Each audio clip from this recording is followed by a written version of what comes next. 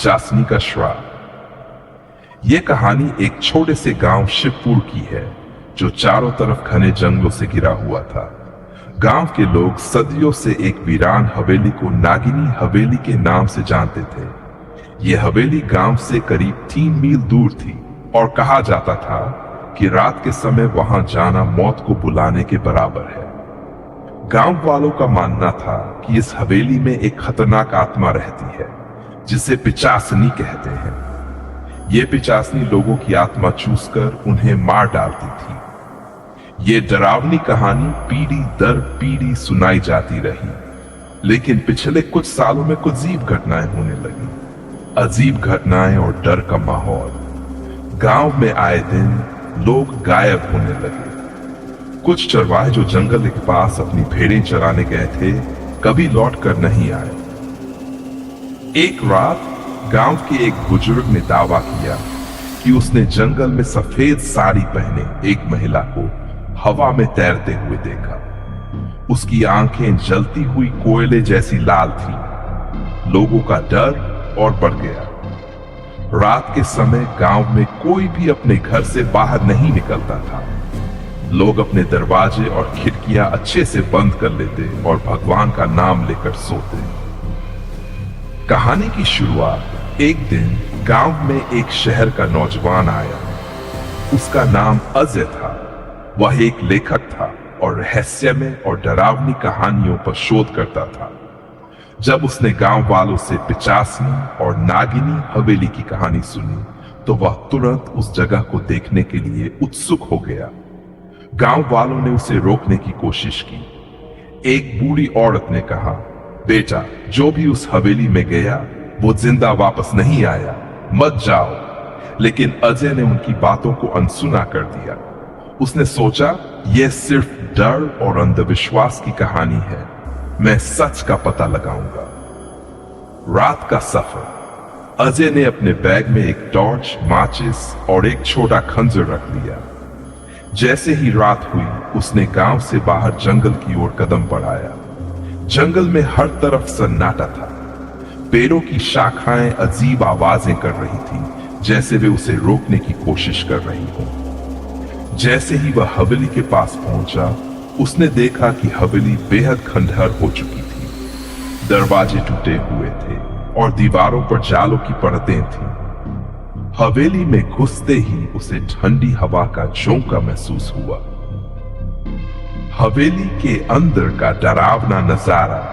हवेली के अंदर का माहौल भयानक था। चारों ओर अंधेरा था और केवल उसकी टॉर्च की रोशनी थी। दीवारों पर अजीब चित्र बने हुए थे, तो को बलि चढ़ाते हुए तो कुछ आत्माओं को बंधन में दिखाते हुए। अचानक उसे एक कमरे से किसी के रोने की आवाज सुनाई दी। वह आवाज इतनी दर्द भरी थी कि अजय का दिल कांप उठा। उसने साहस जुटाकर आवाज के पीछे जाने का फैसला किया। जब वह कमरे में पहुंचा तो उसने देखा कि वहां एक महिला सफेद साड़ी में बैठी थी। उसकी पीठ अजय की तरफ थी। अजय ने डरते हुए पूछा, तुम कौन हो? पिचासनी का ही उजागर होता है।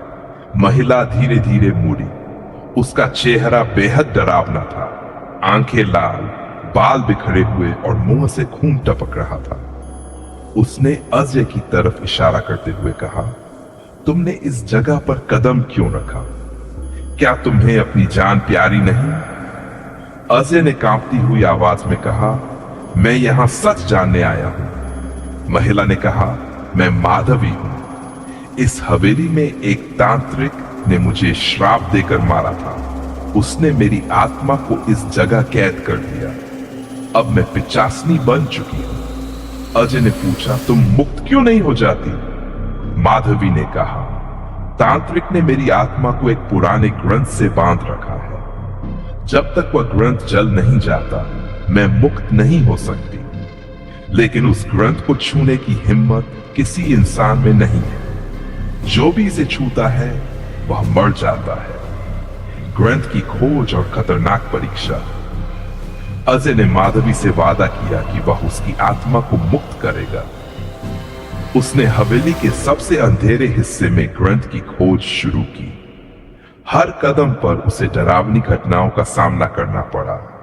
कभी खिड़कियां अपने आप बंद हो जाती तो कभी दीवारों से खून टपकने लगता।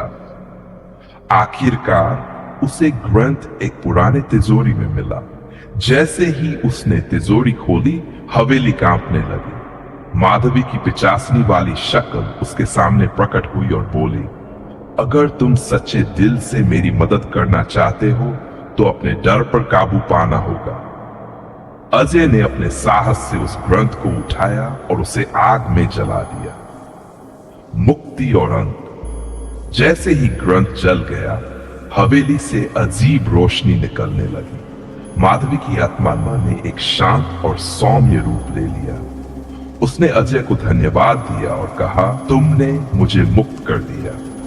अब यह श्राप खत्म हो गया है। गांव वालों को जब यह बात पता चली तो उन्होंने अजय को एक नायक की तरह सम्मान दिया। नागिनी हवेली अब एक सुरक्षित स्थान बन गई, लेकिन उसकी कहानी हमेशा गांव के लोग सुनाते हैं।